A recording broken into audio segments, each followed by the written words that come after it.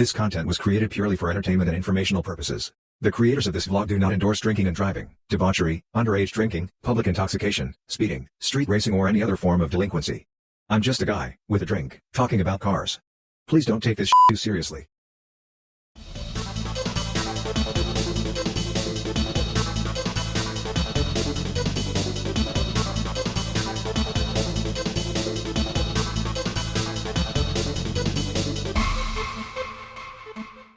Okay, here we go. Welcome back to Cocktails and Crankshafts. It's your boy, the Killer Bee, the Fat Man, the Africanized Honeybee, the 05 Car Guy, at 05 Car on Twitter, at 05 Car on Instagram, at 05 Car on Facebook.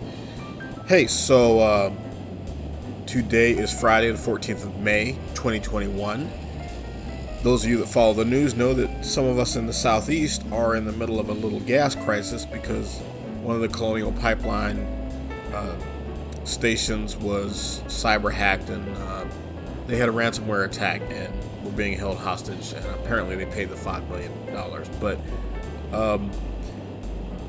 once people found out that the pipeline had been interrupted, of course everyone went out and filled up all their vehicles and sucked up all the gasoline, and thus there was no gas. Now, I had a job interview 90 miles from where I live, not the other side of the state literally, but several counties away.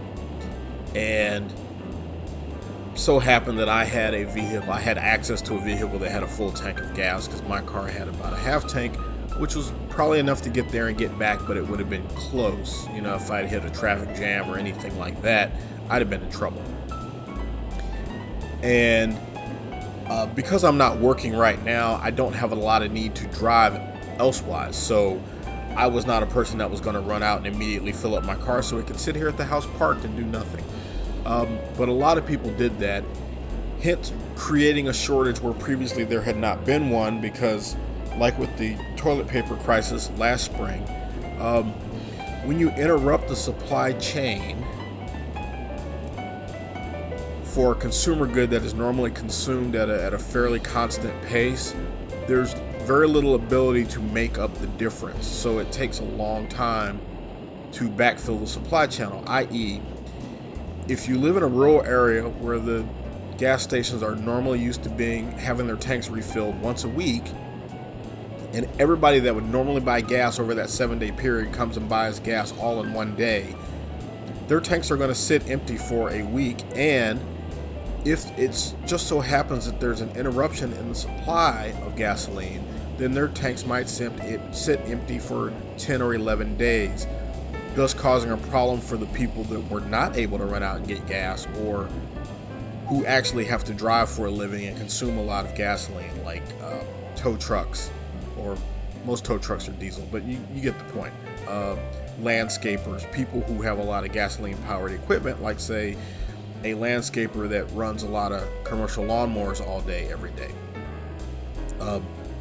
People that deliver food, etc., etc.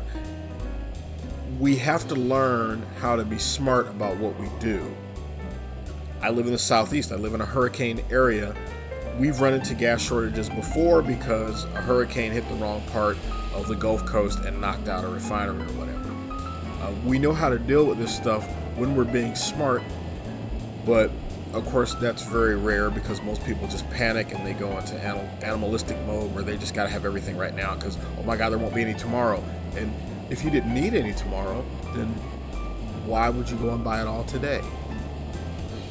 So there's a bunch of people sitting on gasoline that they're not going to use, or that they're going to burn frivolously, driving around looking for more gasoline, as opposed to just sitting on their butt at home like half of us are doing anyway, and simply waiting for the supply to return to normal and buying gas when they need it, not just because their tank happens to be not full. But that's enough about me ranting about that for today. I just thought it was, once again, another case of people panicking because of media reports instead of using their brains and rationalizing the situation. I guess I'm too much of a nerd. Out.